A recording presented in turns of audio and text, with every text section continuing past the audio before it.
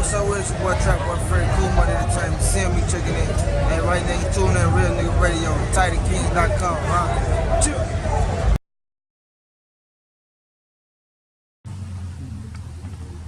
Hey, it's your girl She's Perfection, and I'm rocking with inmate475. Let's do it. Right on, right on. It's your boy JG, inmate475. We in the motherfucking building. She's Perfection. What's going on, baby? What's going on? What's going Already, on? shit, man. Say, just for the people that don't know, tell the people where you from. Okay, so I'm originally from Chicago. Okay. I've been living here in Dallas for about 6-7 years. Okay. 7 years. And I came from Chicago, wanted to get a new scenery, wanted to do something different, because we all know Chicago is, pretty rough right now. Right. So you from the south side of Chicago? I'm from the west side of Chicago. West side of Chicago. Chicago. Yes, I'm from the west side, 290 shit. Shout out to, to all my 290 members. Okay, so like as far as like Chicago, like I got an uncle that's from Chicago. I ain't never been up there, don't know too much about it. Okay. But like just from the industry, in the hip hop industry, Chicago is basically it's a no play zone, it's a gun zone, strike you down zone. It's a lot of killings out there. Yes. So just tell us on the west side where you from, what gang is predominantly running your part of town? Boom. I'm gonna start off with Vice Lords, the Folk Point Hustlers. It just depends. The SDs, Mac Kings. Not that I know too much about the gangs, right. but just growing up in the city, these are the gangs that I hear about a lot. GDs, if they out west, but right. Predominantly it'll be just Folk Point Hustlers, Vice Lords. It's really all I know. Going to school out west, that's who, Okay, so you went to high school, you finished high school in Chicago? I finished high school in Chicago. Okay, Yeah. did you go to college? I went to Malcolm X College, Okay. for about a year or so. Where's that at? That's in Chicago on the west side. Okay. So, and then after that, I kind of transitioned here in my adult years. Okay, so you're transitioning to Dallas, back to Chicago, like recently, just touching back on like Zach TV. Rest in peace, Zach. Yeah, man, that's unfortunate. Zach. So I mean, what's going on in Chicago? Do you know like the midst of? I mean, obviously it's killing, it's gang banging, but I mean, is there like a street? Do the streets know why Zach was killed? Not that I know of. Yeah. Not that I know of. What I like to say is when you out in the city and you trying to make it and you on your grind and you damn near there, or you just a good person and you got a light shining on you, right. That makes you a target. I hate to say it, but that makes you a target. You know what I mean? I'm not in the field like that. You know what I'm saying? I know people, my family and shit, be out there like that. But as far as the killings, Zach is. Don't nobody know. It's fucked up because Zach was a good dude. You know what I'm saying? Like I said, he wasn't trying to do shit, but from what I know of him was put the city on, interview all the little upcoming artists, you know what I'm saying? So right. He was a good dude, man. I hate that happened to him.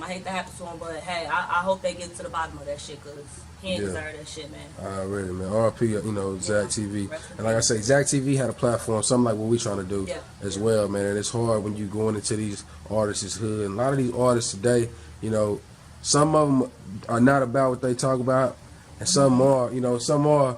And a lot of times the ones that ain't, they'll have enemies still, so you just putting yourself at risk and crossfire if you don't know exactly what you're walking into, man. So RP to him. Like as far as like Chicago rappers, I mean, are you inspired by any Chicago rappers, artists, or singers? I don't really have a set inspiration. Okay. But as far as everybody in the city doing their thing, I salute them. You know what I mean? Like I said, I don't want no smoke with nobody. I'm in my own lane trying to do my own thing. But everybody coming out of Chicago, G Herbo, Sosa and them, everybody that came out, Dirk and them, whatever, Dreezy, shout out to Dreezy, shout out to Tink, you know what I mean? I like them too, they very, very, very talented people.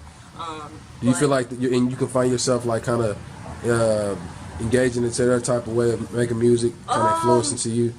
I want to have my own, I want to have my own different category of influence, you know what I mean? Because for me, it's a bigger picture, you know what I mean? I love my music, and like I said, my music typically has a story, telling my story, telling my life, but I want to kind of stay in my own lane, reach my own set of fans, my own set of people, and not to discourage anybody else or not what they're doing, but I definitely want to stay in my own little lane. Right. So like, I mean, what made you start rapping? I mean, it's still rare to find female rap artists that are actually doing it and being successful and or just going hard and grinding at it. Like, what made you say, you know what, fuck it, I want to rap and try this out? Okay, well, about 3 years ago, I would say about 2015.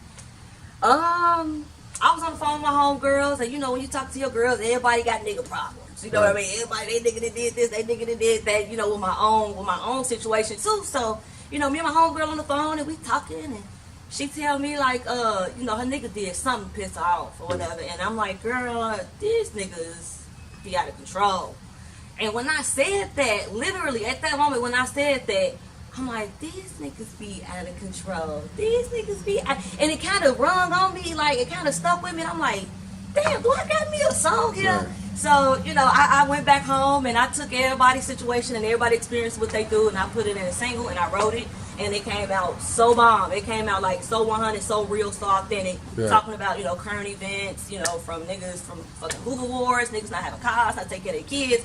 So, you know, I put it all in one song, and that was the start. So you talking about the struggles of a woman in your raps?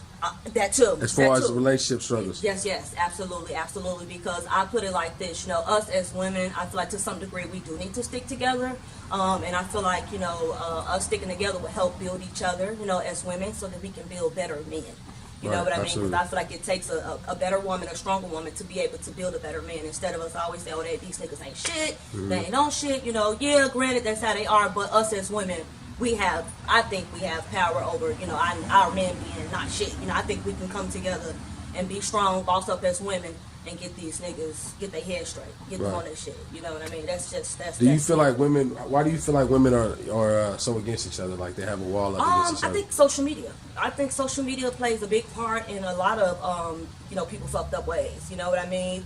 To some degree, women were okay, but I also think the music. You know, you got music about, you know, being sad chicks, and you got music about, you know, taking people men, and, you know, I don't care, I'm gonna take a husband. You know, just a lot of negative music, but I also feel like, you know, that kind of, you know, draw people into, you know, kind of follow the waves. You know, people want to follow the waves, and I feel like that's what fucked up a lot of women. I feel like that's what fucked up a lot of women. They out here like niggas. You know, they out here doing what niggas do. So I think it messed us up. So how do you come out of something like that? I mean, like, because honestly, guys, true, we both know that social media is not going nowhere, right? It's just get bigger and better, right? So for that to be, you know, the main course of everything that's going on in the world, but at the same time, there's a negative and a positive of everything. What other influences and what other tactics are going to get women to come together, black women specifically, right? Specifically, definitely. How are they going to come together and come together and actually change what's going on with our children? I mean, obviously, a man is gonna have to step in somewhere, right?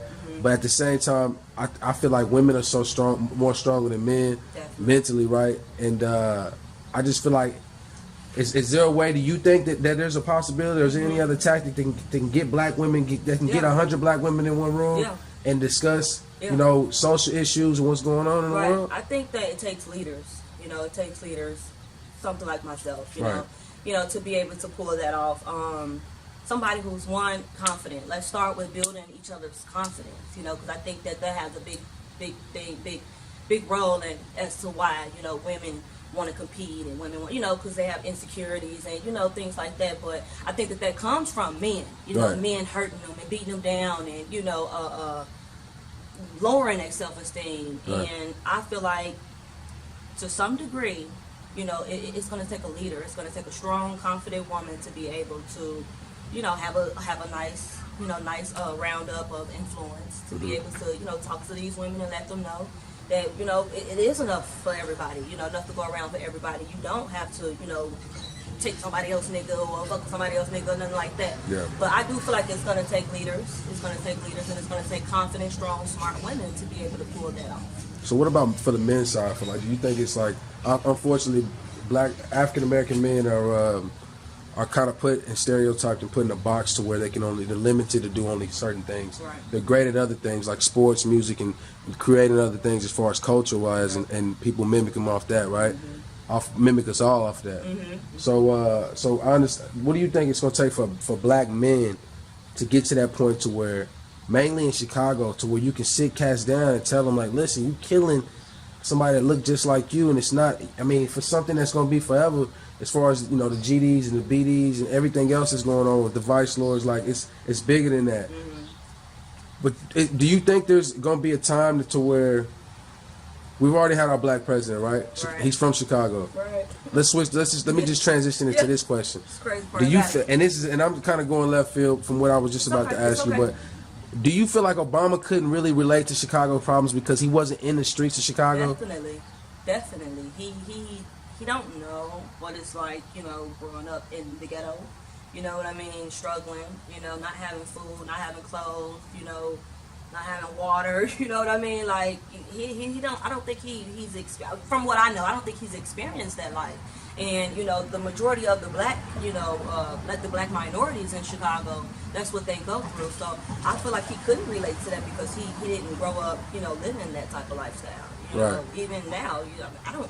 Heck no, he don't know, what's going on in the hoods. He don't know what's going on in the hoods. He have no idea. And me personally, I don't even think that right now. I don't think that there's a way to fix it. I don't think that there's a way to fix it. So Trump and whoever else can try their hardest, but the way them niggas living in Chicago is fucked up. It's real fucked up. You know what I mean? Not to say that any random bystander you go to Chicago you automatically get killed. No, that's not the case. But in our hoods, with social media being a big platform, that made it worse. That made it worse because everybody wants their lick back. He killed my man, I'm finna go kill it. It's an ongoing cycle, which is gonna be very difficult to stop. You can't it's gonna be hard to just sit these rivals down, especially men, and try to make peace because everybody wants their lick back. Right. Don't nobody wanna seem like no lame. Don't nobody wanna seem like they, somebody got one up on them. Even if you do, luckily get somebody to sit there, I feel like they still gonna, be on bullshit. That's just how it is. And then, motherfuckers off the drugs. They drinking, everybody trying to get in their glow, everybody trying to eat, don't nobody want to see the next man make it. So it's a lot going on as to why it's gonna be hard to stop that shit that's going to stop. Sorry, sorry. Shout out to everybody who's trying. Shout out to everybody who definitely putting in work to try to stop that shit. But I've been watching, the big homies for years try to shut that shit down and try to make peace, but it ain't worked yet. Social media made it very difficult. Yeah. Everybody know what to find somebody. Everybody showing off their money, showing off their clout. Then you got the haters mad as hell about it. Like it's crazy. But all I can do is say pray for the city, man. Pray for Chicago. I hope that shit do get better. But in the meantime, I'm in Dallas. Right. On another note, like as far as like the Kanye West thing and Trump, how do you feel about that? Like him being from Chicago. Kanye petty as hell. You feel me? He petty as hell because he know what it's like. You know what I'm saying? He know what it's like being in the hood, and he know for him to say like 400 years of slavery was a choice. See, here's my thing. He worded that wrong. What he was trying to say was, it was more black people than white people. So the black people should have just killed the white people. That's probably what he was saying. He probably worded it wrong. You know what I mean? Because I think he ended up coming back saying like, I didn't mean it that way or some shit like that. It was just his words, and I think that they blew it out of proportion. But I think what he probably meant was it was more blacks than whites. So why we couldn't just come together like we finna kill their ass? Ain't no slavery. We finna die for. I'm willing to die and then to be a slave. And he should have elaborated more.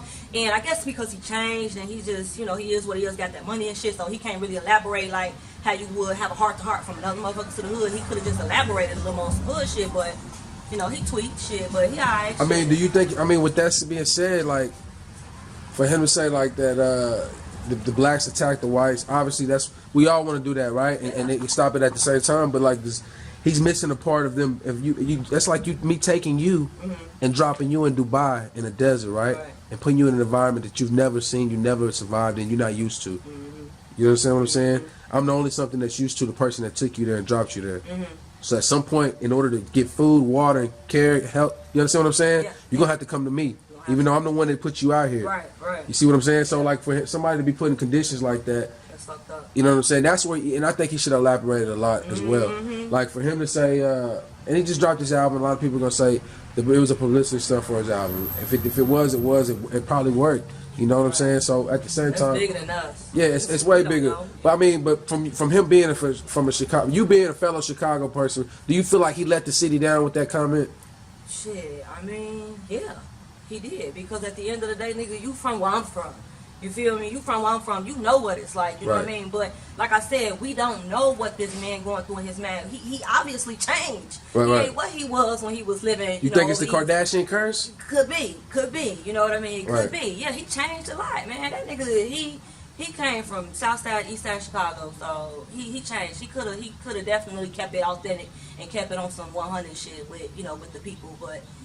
He got his money, shit. He up there. Up there. A lot of that shit out of our control. You know what I mean? We can't really too much worry about that shit because a lot of shit that goes on behind the scenes that we don't know, we can't control that. Like we don't know why the fuck he did that. Right. You know what I mean? He could have had a motive. Who knows? Right. But shit, we don't know. He bogus. Yeah, he bogus. But shit, he be alright. Right. Shit. I mean, I tried to focus too much because that shit beyond me. Right. It's beyond me. So get back to the music. I mean, like you just dropped the Who Run It freestyle. You know what I'm saying? Like that was G Herbo, Chicago fellow, Chicago. G Herbo. Yeah, I mean he set a trend, and that's the original DJ Paul 36 Mafia beat. Tell us a little bit why you decided to do that challenge. Because baby, I didn't want to do it at first. At first, I'm like, I didn't want to do it. I'm like, man, fuck the Who Run It challenge. I just didn't, I don't hop on the waves. I don't too much care about it. But I, thought about it like, my people. You know what I'm saying? Her. Alright, cool, me and her, we kicked this, you know what I'm saying? Right. So I'm like, fuck it, it's only right that I do it. It's only right that I do it, and I did that. You did your thing. I did that. That shit was hot. You know what I mean? I kind of piggybacked off what he was saying, made it a little more personable. Right.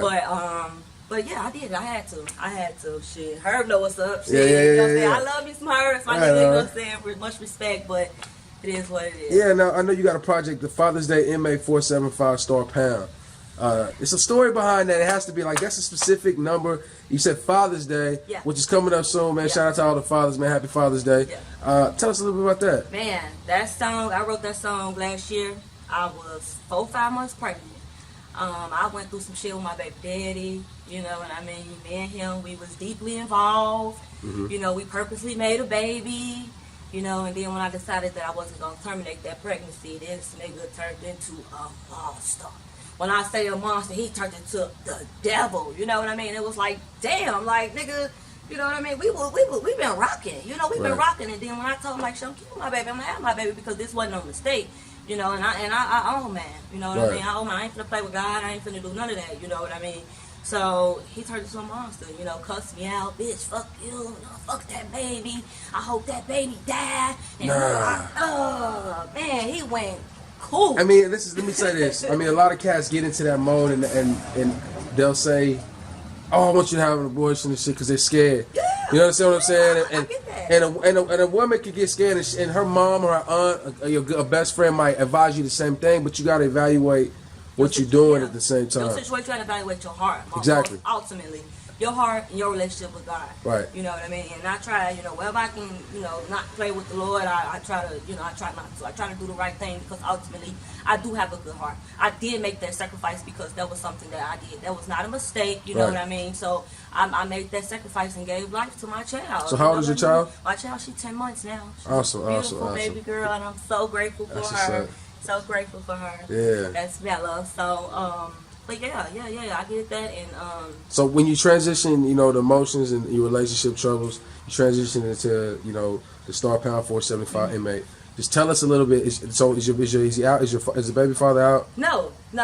Funny part about it is he got locked up a little bit after telling me, he wished the baby died and shit like that. So when he was wishing death on my kid, I'm telling him like, nigga, I wish you get locked up. I hope you suffer. We was going back and forth arguing. What I mean? Shortly after he got locked up, because one thing you don't do, you don't play with God's innocent children. So what did he go to jail for? Petty crimes, I guess. Nothing too major. So he will be home soon. He'll be home real soon. That's good. Not that I give a fuck, but whatever. But at the same time, and like I say, you gonna catch it from men. Men, we gonna tell the woman, "Hey, you should give him another chance. Let him see his baby." And I'm totally for that. Yeah.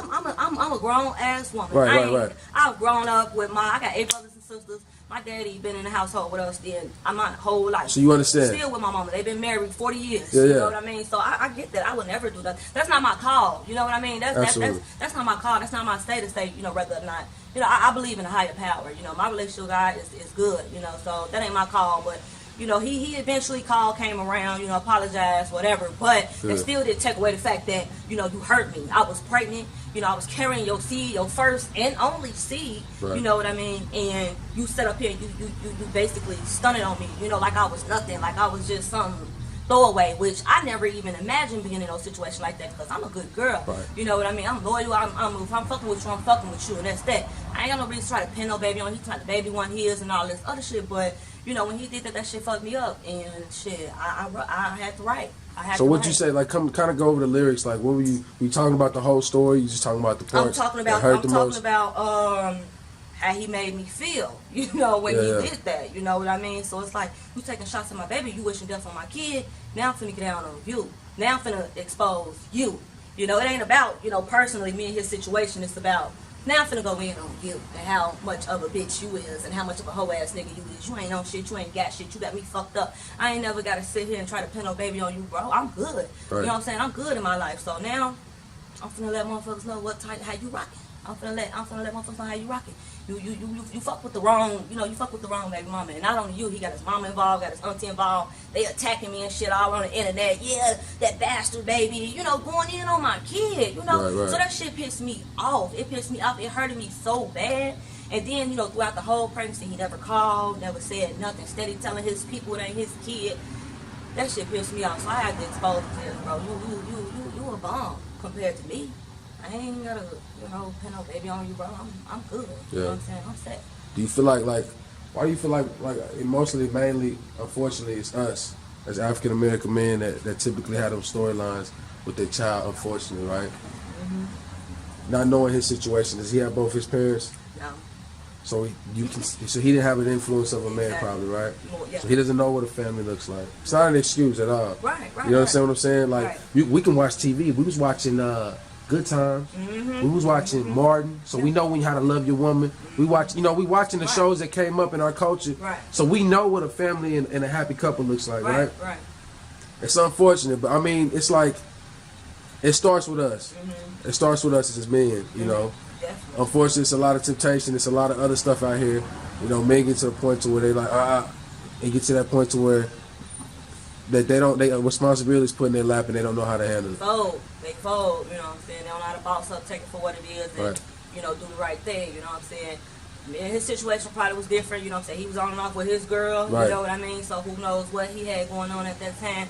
But at the end of the day, he also know me and him was involved. You know what I mean? So if I'm telling you at the crime scene, you know, at the scene, you know, at the events, you know, when we doing our thing, and I'm telling him like, I might be popped, so let's go get a plan B. You know what I mean? He tell me like, nah, I don't want you to get no plan B. I want to take my chances. You know what I mean? So at that point, I'm like, all right, fuck it. We rocking. We in this together. You know what I mean? You don't tell nobody no shit like that. And I'm coming to you as a real female. Like, look, I ain't trying to trap you, nothing. That's why it just blew my mind. Why he did me like he did me. That blew my mind. I ain't understand because it's like, bro, we talked about this, you know. Honestly, in your heart, do you still have feelings for him? No, I'm good. I'm good because, you know, when I met him, he kind of pretended to be something that he really not. You know, now that I know, like, his family, now that I know his people, now that I know how he really get down, that ain't the type of nigga that I fuck with. You know what I'm saying? I fuck with real niggas that's not cowards, that's responsible, that's gonna stand on, you know, what take care of their responsibilities. Whether it's a baby, whether it's bills, whatever it is, you know what I'm saying? You be a man. If you was mad at me and you ain't want to fuck with me, alright, cool. But you do the right thing by your kid. And if shit, hey, that's something your mama gotta teach you, I guess. Yeah, that's unfortunate. As far as like you being from Chicago, you rapping, you got other females out here that are from Dallas that rap. Asian Doll, you got Savage, Cuban Savage, she raps as well. Do you feel like Dallas is kind of next as far as up and coming artists? I feel like a lot of artists come out of Dallas. Like I said, Dallas has a lot of opportunity. That's why I'm here now. You know, that's why I'm here now. It has a lot of opportunity, and it's so big, and it's so much room for growth that, man, ain't nobody got time to be hating on nobody trying to take you out. You know what I mean? In Chicago, it's like everybody in the hood kind of circulates. You know what I'm saying? So everybody want to, you know, kind of pull each other down because everybody trying to make it. Here, I ain't really got that worry, you know. At what point do you feel like you're gonna be like, man, fuck this rap, I done put enough into it, I'm gonna start doing this? I ain't gonna get to that point, you know what I mean? Trust me, it's getting hard. You know what I mean? The more I'm into it, the more I'm trying to make it, you know, it's getting harder and harder, but I don't think I'm gonna give up, because ultimately that's how I tell my stories. You know what I mean? And sometimes that it just makes me feel good on a personal note. Yeah. You know what I mean? Even if I got music that ain't coming out, you know what I mean? But as long as I can tell my stories, whether if the world gonna hear it or not, you know, right. I like to write. I like to write. Freestyle, I ain't really too big on the freestyling thing. I like to strategically plan everything, but I like to make it make sense. Absolutely. So I mean, like I say, we want to sit down and have another conversation with you. We enjoyed you. Just tell the folks, you know, a little bit, getting your story, man. We appreciate it. Tell the folks where they can find your music, your social medias, all that. Absolutely. I'm on SoundCloud. That's She's Perfection, all one word. Okay. Instagram, She's Perfection, all one word. You can follow the roses. Snapchat, Facebook, Twitter, everything is She's Perfection. That's where you can find me. Definitely follow me. Definitely keep up with what I got going on. Because it's just my time. It's my time. So we appreciate you. She's Perfection, man. It's always good. It's your boy JG and Title Kicks. We back in the building. You already know what it is. She's Perfection, man. We out on another.